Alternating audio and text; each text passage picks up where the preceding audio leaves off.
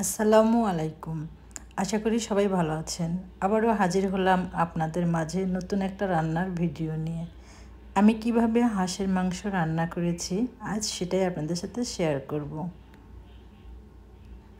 প্রথমেই আমি হাঁসটা খুব ভালো করে পরিষ্কার করে নিয়েছি। তারপর হাঁসটা কেটে ধুয়ে পরিষ্কার করে উষুম গরম পানিতে লেবুর রস দিয়ে মাংসটা প্রায় আধা ঘন্টার মতো ভিজিয়ে রাখবো। ফিরে এলাম আধা ঘন্টা পর। দেখতেই পাচ্ছেন পানির কালারটা কেমন হয়েছে। ধুয়ে পরিষ্কার করে রান্না করলে আর মাংসটা রান্না করলেও কালো হবে না, কোনো প্রকার গন্ধও থাকবে না। এখন আমি মাংসটা মাখিয়ে নেব।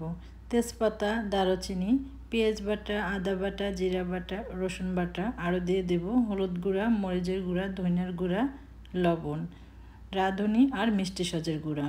পরিমাণ মতো তেল দিয়ে খুব ভালোভাবে হাত দিয়ে মাখিয়ে নেব। আমি 10 মিনিট রেখে দিয়েছিলাম মাখানোর পরে। আপনার হাতে সময় কম থাকলে না রাখলেও চলবে। আমি পেঁয়াজ বেরেস্তা করে নেব। পেঁয়াজ বেরেস্তা হওয়ার পরে কিছুটা বেরেস্তা আমি উঠিয়ে রাখবো। তারপর অবশিষ্ট বেরেস্তা আর গরম তেলের ভিতরে দিয়ে দেব মাখিয়ে রাখা হাঁসের মাংসটা।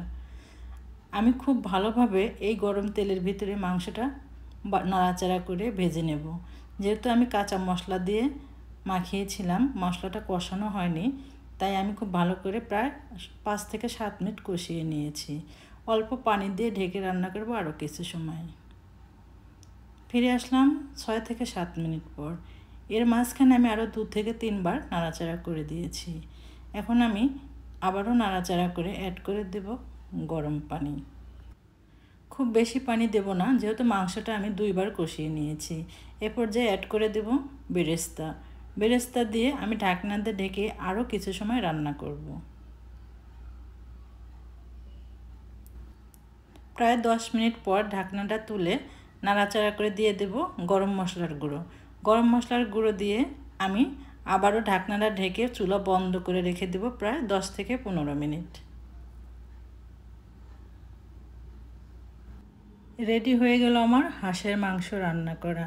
আমি আশা করি এইভাবে আপনিও হাঁসের মাংস রান্না করলে আপনার পরিবারের প্রত্যেকটা মানুষ খুব ভালোভাবে এনজয় করে খাবেন। আমার ভিডিওটা আপনাদের ভালো লাগলে সবাই লাইক, কমেন্ট, শেয়ার দিয়ে আমার পেজের সাথেই থাকবেন।